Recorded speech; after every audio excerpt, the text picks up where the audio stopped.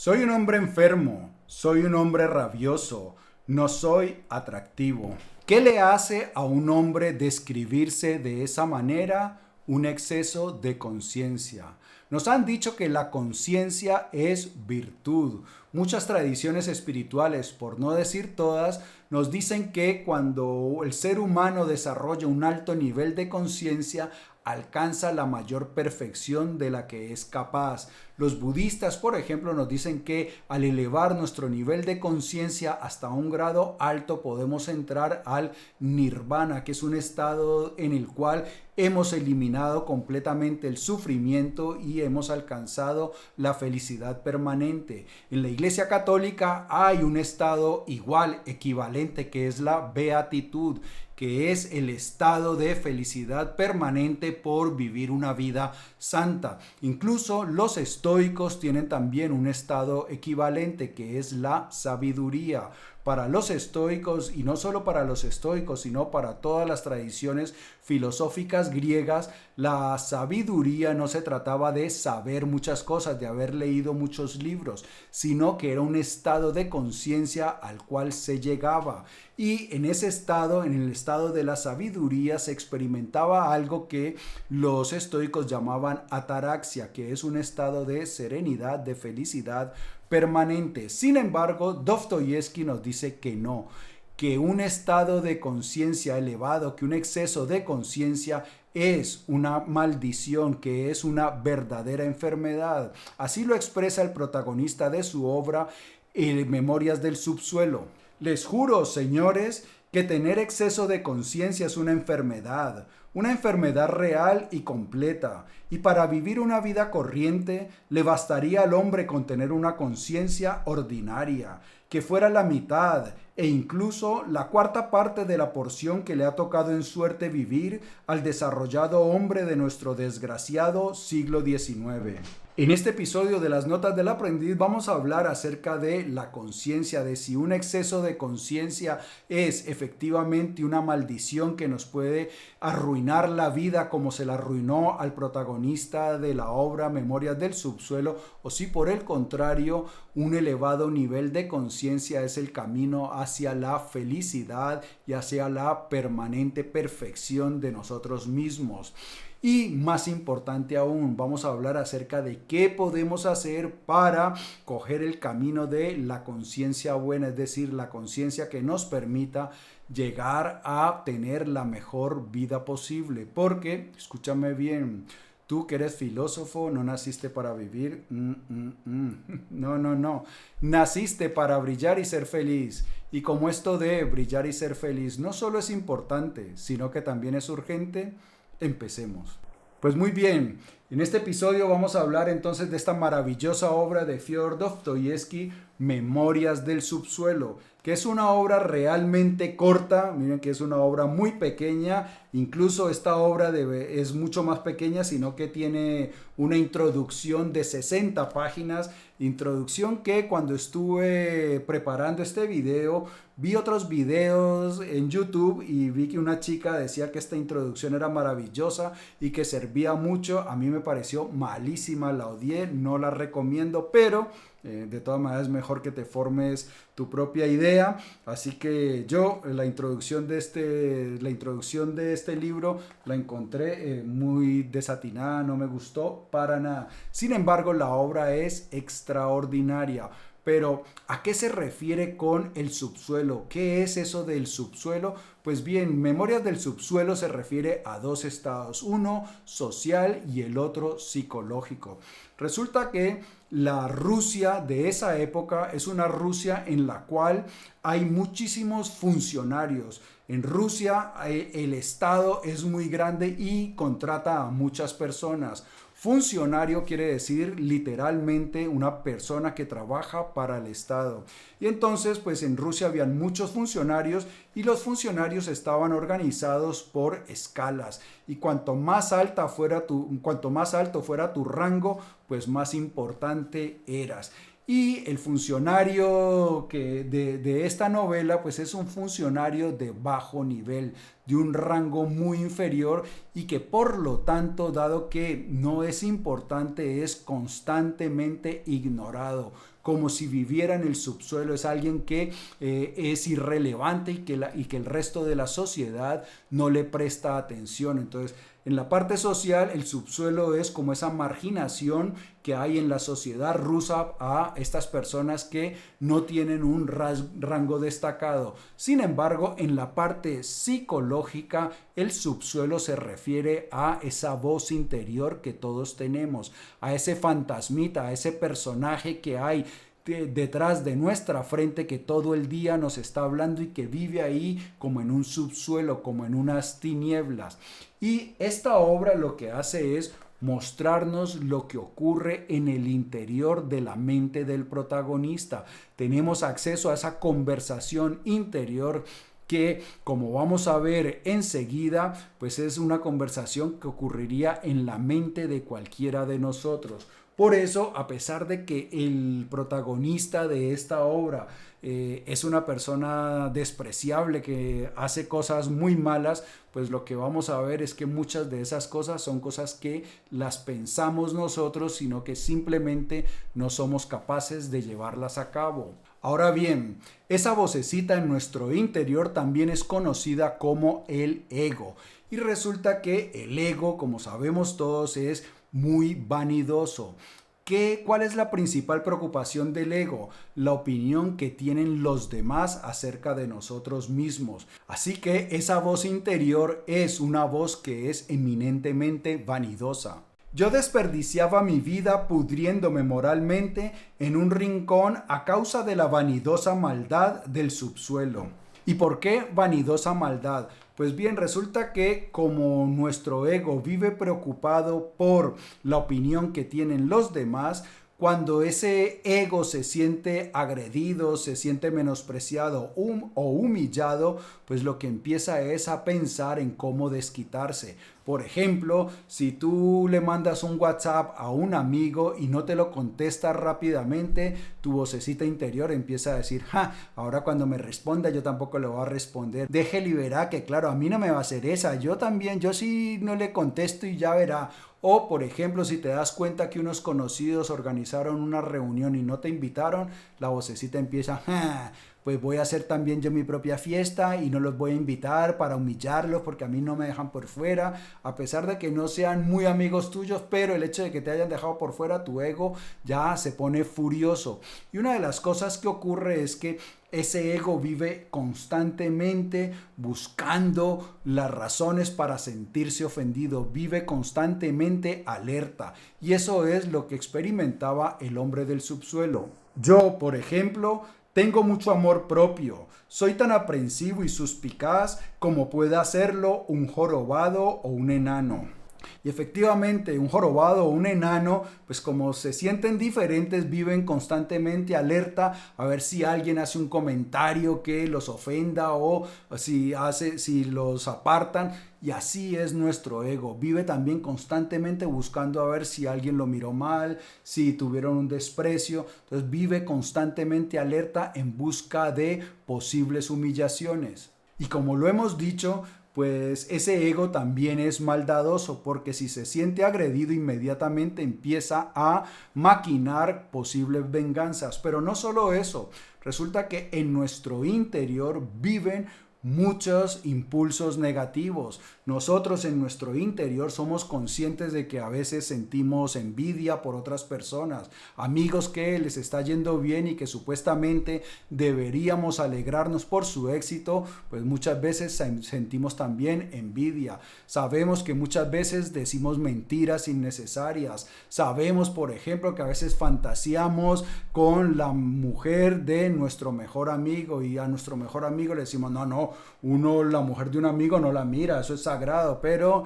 en nuestra mente ocurren fantasías de esas. Entonces, resulta que nosotros sabemos que en nuestro interior hay muchas cosas negativas y eso le ocurría al hombre del subsuelo, que se daba cuenta de todas esas cosas que ocurrían y por eso él sentía que era imposible respetarse a sí mismo. ¿Cómo puede un hombre consciente tener el más mínimo respeto por sí mismo? Y esa es la razón por la cual el hombre del subsuelo vivía martirizado, porque él, como sabía que tenía esos impulsos, era consciente de esos impulsos negativos, pues se sentía una mala persona. ¿Y qué es lo que ocurre? Al sentirse él una mala persona, porque era consciente de toda esa negatividad, toda esa basura que hay en su interior, él pensaba que las otras personas percibían eso y que también lo miraban como una mala persona. Por eso se sentía como aislado, sentía que no le caía bien a las personas y que las otras personas lo despreciaban. Ahora tengo totalmente claro que yo mismo, por mi limitada vanidad y por consiguiente también a causa de mi propia exigencia, me miraba a mí mismo con excesivo inconformismo, rayano en la repugnancia, achacando mentalmente mi propia mirada a cuantos me miraran. Yo, por ejemplo, odiaba mi cara, la encontraba vil e incluso intuía que encerraba alguna expresión ruin. Por ello, cuando iba al trabajo, con sufrimiento trataba de comportarme de la manera más independiente posible, para que nadie sospechara de mi ruindad, y así poder expresar en mi rostro toda la nobleza del mundo. Si mi cara es fea, pensaba yo, entonces al menos que resulte noble, expresiva y, lo más importante, es que parezca extraordinariamente inteligente. Y esto es algo por lo que pasan muchas personas, entre las cuales me incluyo yo. Como uno es consciente de lo que ocurre en su interior, pues uno se siente como una persona que no es muy buena y entonces siente que las otras personas pues no lo aprecian de verdad. Uno se siente que no puede ser digno de aprecio por todo lo que hay en su interior. Y esto es algo que tiene mucho que ver con la baja autoestima que sufren muchas personas porque se sienten malas por lo que hay en su interior y entonces eso se refleja en una baja autoestima. Ahora bien, esto le ocurría al protagonista de la obra y vemos que al final de la diapositiva anterior dice que su cara por lo menos y que muy importante debería parecer muy inteligente. Y es que él, a pesar de que era un funcionario de bajo rango, era una persona muy inteligente que había leído mucho, que además pues podía analizar por su nivel de conciencia y entonces él quería como compensar esa falta de estatus social con su capacidad intelectual y dado que no era apreciado por su riqueza o por su atractivo, pues que lo apreciaran por su inteligencia. Ahora bien, algo que ocurre también es que nosotros creemos que esa negatividad que hay en nuestro interior solo es nuestra, es decir, que somos nosotros los malos y que eso no ocurre en las demás personas. Eso le pasaba al hombre del subsuelo. Me parecía mentira que esto les pudiera estar sucediendo a otras personas y por ello lo mantuve como un secreto durante toda mi vida. Ahora bien, el hombre del subsuelo, como dijimos antes, era una persona muy inteligente que veía cómo funcionaba la sociedad y que despreciaba el funcionamiento de la sociedad. Dijimos que era una sociedad estratificada donde las personas de acuerdo al rango que tuvieran pues eran más apreciadas o menos apreciadas y a él le parecía eso detestable y entonces terminó aislándose. Sin embargo, a pesar de que se aislaba y despreciaba a otras personas, también anhelaba ser aceptado. Había muchas ocasiones en que fantaseaba con que las personas que él despreciaba iban y lo buscaban, que se daban cuenta de que era una persona muy inteligente, muy culta, que era una persona brillante y que iban y lo buscaban y que nos hemos dado cuenta de que eres una gran persona y queremos ser tus amigos y él fantaseaba con que vale, entonces yo los perdono, los abrazo y que de ahí en adelante pues iban a ser los mejores amigos. Entonces se presentaba esa contradicción que por un lado despreciaba a la sociedad, los veía ridículos, pero además quería también ser aceptado y querido por esa sociedad. Y esa es la razón por la cual se fue un día a socializar con un antiguo compañero. Se fue a hacerle una visita y resulta que a él ese compañero no le caía bien y a su vez a su compañero él tampoco le caía bien, y cuando fue a socializar pues se encontró que habían otros excompañeros de él y que estaban preparando para el día siguiente un almuerzo de despedida a otro compañero que se iba porque lo habían ascendido, lo habían cambiado de puesto y entonces lo iban a despedir. El hombre del subsuelo se sintió humillado porque los compañeros estaban organizando un almuerzo y no lo tuvieron en cuenta. Entonces les dijo, ¿cómo no me van a tener en cuenta a mí? Si yo quiero ir, yo quiero hacer las paces con ese otro compañero, porque casualmente al compañero que iban a agasajar era el que más odiaba a él. Entonces al final lo aceptaron y resulta que fue al almuerzo y empezó a beber más de la cuenta, y entonces al estar borracho pues todo ese resentimiento empezó a aflorar y empezó a decir cosas horribles, a comportarse de manera grosera, y al final él mismo con su comportamiento terminó humillándose. ¿Y qué ocurre? Pues resulta que se fue para un prostíbulo a buscarlos porque sus compañeros se habían ido antes para el mismo prostíbulo y se fue para desquitarse y humillarlos a su vez, y resulta que los compañeros no los encontró y se encontró con una prostituta y él se sentía humillado, ofendido, y entonces lo que hizo fue ofender y humillar a la prostituta. Es decir, al sentirse humillado, pues eso hizo que surgiera en él la necesidad de humillar a otras personas. Y por eso dijo lo siguiente: puesto que a mí me humillaron, también yo quería humillar a alguien. Puesto que me trataron como un trapo, también quise sentirme poderoso frente a alguien. Lo que necesitaba entonces era tener poder. Sí, poder. Necesitaba divertirme, necesitaba ver tus lágrimas, tu humillación, tu histeria. Sí, eso era lo que necesitaba. Y efectivamente él ahí se encuentra una prostituta joven que estaba recién empezando en el negocio, y entonces empieza a hablarle de una manera amistosa, recomendándole que se salga de ahí, y le pinta un escenario posible para su vida muy bonito. Y resulta que luego, al contrario, cambia el discurso y le dice que va a arruinar su vida, que va a vivir una vida despreciable, que va a terminar muerta por ahí tirada en una calle. Y entonces, pues, lo hace simplemente por resentimiento. Y esto es algo que realmente ocurre. Muchas personas que se sienten marginadas, menospreciadas, sienten la necesidad de desquitarse con la sociedad o con otras personas. Y aquí Fyodor Dostoyevsky pues nos cuenta realmente que esto es algo que efectivamente ocurre. Ahora bien, uno de los temas importantes de la novela es el tema de la racionalidad. ¿Qué es lo que ocurre? En esa época estaba muy de moda una filosofía, la filosofía racionalista.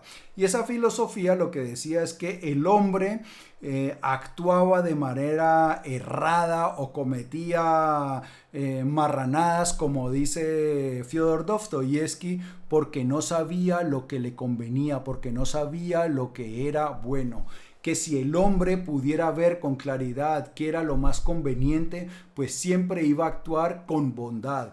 Y eso es algo con lo que no estaba de acuerdo Fyodor Dostoyevsky. ¿Quién fue el primero que dijo? El primero que proclamó que el hombre hace marranadas solo porque ignora sus verdaderos intereses, y que si se le instruyera debidamente, si se le abrieran los ojos para ver aquello en que consisten sus verdaderos y auténticos intereses, al instante dejaría de hacer marranadas y se volvería bueno y noble, porque siendo instruido y comprendiendo verdaderamente dónde están las ventajas, encontraría su propia ventaja en la bondad, pues como es bien sabido para todos, nadie obra a conciencia en contra de sus propios intereses, y en consecuencia también él se vería necesariamente obligado a hacer el bien. Pues sí, y esto no solo era la filosofía racionalista. Si nos acordamos, aquí en este canal nos gustan mucho los estoicos y los estoicos decían exactamente lo mismo, que el ser humano es un hombre racional porque la naturaleza le ha dado la capacidad de razonar y que si quiere llegar a ser su mejor versión y a vivir la mejor vida posible, debe ser racional. Sin embargo, Dostoyevsky dice que no, que el hombre no va a ser racional porque también es presa de muchas pasiones, pero que además lo que dice es que si el hombre conoce lo que es bueno y que siempre tiene que obrar de acuerdo con eso, pues en algún momento se va a revelar. Porque si el hombre está solo obligado a actuar de manera bondadosa, pues eso le quita su libertad, la libertad de elegir. Y dice Dostoyevsky que para el hombre lo más importante, lo más preciado es su libertad, la capacidad de elegir cómo actuar. El hombre siempre y en todo lugar, siendo él quien fuere, ha gustado de actuar a su modo, y no tal y como le indican la cordura y la ventaja. Es más, incluso es posible desear algo que vaya en contra del propio interés de uno. Es que dice Dostoyevsky que si eso fuera verdad, pues simplemente lo que haríamos sería crear como unas tablas donde la gente puede consultar qué es lo que tendría que hacer en tal o en cual circunstancia. Porque cuando ya están claras cuáles son las ventajas, cómo debe actuar una persona en cada circunstancia, pues al hombre le bastaría simplemente consultar eso para saber qué hacer.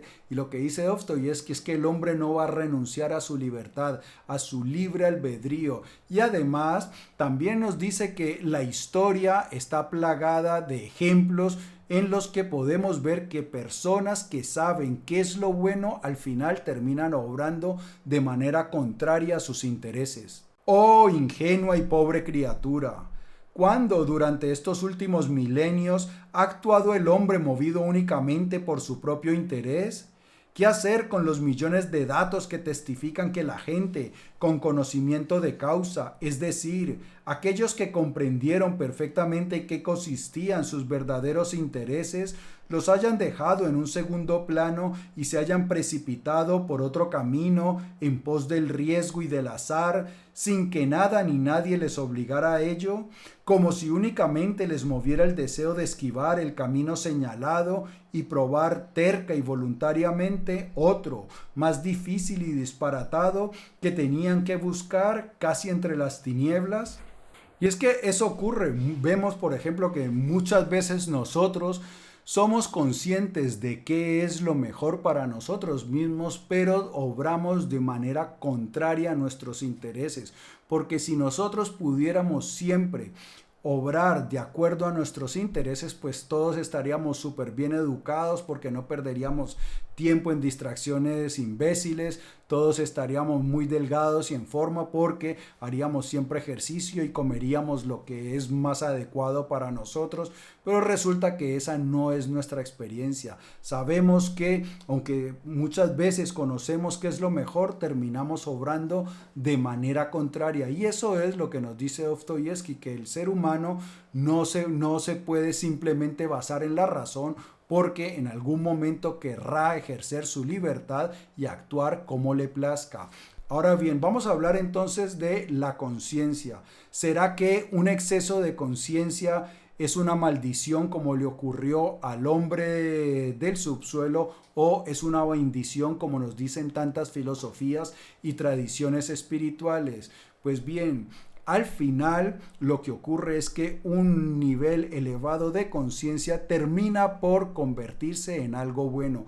Cuando yo elevo mi nivel de conciencia, yo me hago consciente de todas esas maldades y puedo trascenderlas. Es decir, puedo dejar de guiarme por ese lado negativo, no le presto atención a ese lado negativo y termino yo obrando de una mejor manera. Y eso es lo que reconoce al final el hombre del subsuelo. Mentí sobre la rabia, lo hacía solo para divertirme, pero en esencia nunca he podido ser malo. A cada minuto reconocía que existían en mí muchísimos elementos contrarios a ello. Sentía que estos elementos contrarios no paraban de bullir en mí. Sabía que durante toda la vida habían estado hirviendo en mi interior, intentando salir hacia afuera, pero yo no los dejaba salir a propósito. Me torturaban hasta avergonzarme, llegándome incluso a provocar convulsiones, hasta que finalmente me harté de ellos. Efectivamente, el hombre del subsuelo también era consciente de el impulso hacia la bondad, que él no era malo del todo y que muchas de las cosas que hacía las hacía a pesar de que en su interior veía muchos rasgos bondadosos y una fuerza que lo movía hacia el lado positivo. Y es que eso es lo que ocurre. Elevar nuestro nivel de conciencia siempre es algo positivo. Es verdad que cuando vamos elevando nuestro nivel de conciencia, pues nos hacemos más conscientes de la perversidad que hay en el interior de todo ser humano. Pero resulta que al elevar ese nivel de conciencia, pues nos vamos liberando de su influencia. Esa es la razón por la cual Carl Jung decía que cuando uno mira hacia adentro, despierta, uno se va liberando. Y que el proceso de individuación, es decir, de convertirnos en un ser humano maduro, pues lo que implica es saber ese lado, conocer ese lado oscuro que todos tenemos, y al darle luz a ese lado oscuro, pues nos vamos liberando de su influencia. Pero eso mismo decía el gran místico Plotino. Plotino, un místico neoplatoniano, era consciente de que cuando nosotros elevamos nuestro nivel de conciencia, esa conciencia elevada pues vigilaba al ego, y que el ego, al sentirse vigilado, empezaba a cambiar su manera de ser. Vamos con Plotino. La parte inferior del alma será como un hombre que vive cerca de un sabio y que se aprovecha de su vecindad. O bien se vuelve semejante a él, o bien lo respeta tanto que no se atreve a hacer nada que ese hombre de bien no quiera que haga. No habrá, por tanto, ningún combate interior. Basta con que esté presente la razón, la parte inferior la respetará, de manera que, si se ve trastornada por alguna cosa, será ella misma la que se irritará por no permanecer tranquila en presencia de su maestro, y ella misma será quien se reprenda por esta debilidad. Pues sí, al final elevar nuestro nivel de conciencia realmente nos lleva a la santidad, a la sabiduría o al nirvana.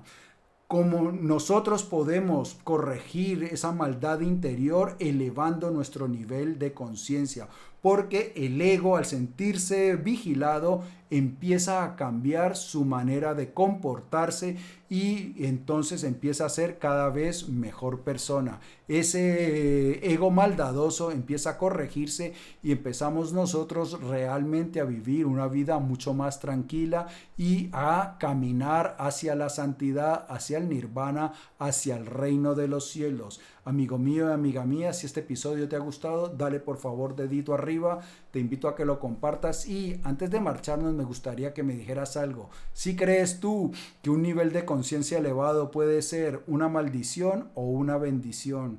Me lo escribes que te voy a leer. Vale, nos vemos muy pronto. Chao.